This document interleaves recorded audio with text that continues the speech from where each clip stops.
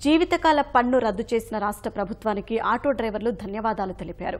ముఖ్యమంత్రి చంద్రబాబు చిత్రపటానికి క్షీరాభిషేకం చేశారు. ఈ కార్యక్రమంలో MLA Bonda Uma, MLC Buddha Venkanna, TNTUC అధ్యక్షుడు పట్టాభి పాల్గొన్నారు. ఆటో డ్రైవర్లతో కలిసి కేక్ కోసి సంతోషాన్ని పంచుకున్నారు. ముఖ్యమంత్రి నిర్ణయంతో ప్రత్యక్షంగా పరోక్షంగా సుమారు 8 లక్షల మంది ఆటో కార్మికులకు లబ్ధి చేకూరిందని ఉమా వివరించారు. ట్రాక్టర్లకు కానీ ఆటోలకు కానీ తీసివేయటం వల్ల మరి ఎంతోమందికి మేలు జరిగింది.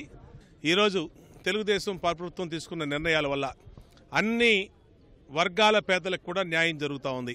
ఇది పేదల ప్రభుత్వం అనే ఇది మళ్ళా రుజువు అవుతూ ఉంది. రాబోయే రోజుల్లో ఎన్ని మాటలు చెప్పినా వైఎస్ఆర్ కాంగ్రెస్ పార్టీకి కానీ మరే పార్టీకి కానీ ఈ రాష్ట్రంలో చోటు లేదు. రాబోయే రోజుల్లో 150 సీట్లు పైబడి తెలుగుదేశం పార్టీ అద్భుతమైనటువంటి విజయాన్ని సాధించడం ఖాయమని కూడా తెలియజేస్తారు. ఏదైతే ఆటోలకి ట్యాక్సులు రద్దు చేయడం అనేది ఒక సంచలనాత్మకమైన నిర్ణయం.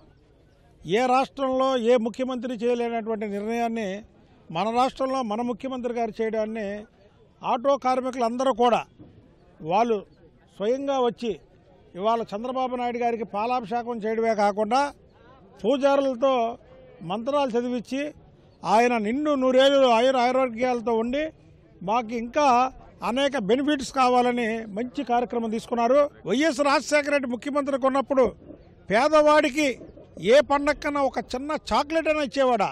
ఈ 5 ఏళ్ల ప్రభుత్వంలోనే 1000 రూపాయలని 2000 చేసినటువంటి మహానుభావుడు చంద్రబాబు నాయుడు గారు.